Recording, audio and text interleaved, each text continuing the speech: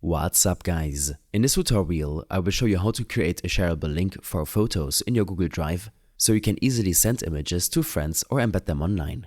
First, open up your browser and go to drive.google.com.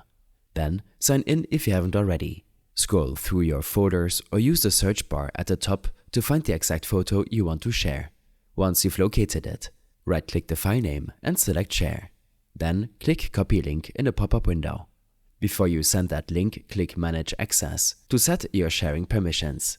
Under General Access, switch from Restricted to Anyone with the link. If you want anyone on the internet to view it, no Google account required. You can also choose Viewer, Commenter or Editor roles, depending on how much control you want to give people who open the link. If you'd rather let someone download the photo directly, append $export equals download to the end of the URL. This forces an instant download when they click.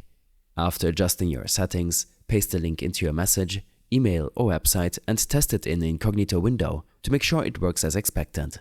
If you ever need to revoke access, come back to Manage Access and switch General Access back to Restricted, or remove individual users under the People with Access section. I hope this helped you out. Leave a comment if you have any questions and see you in the next one.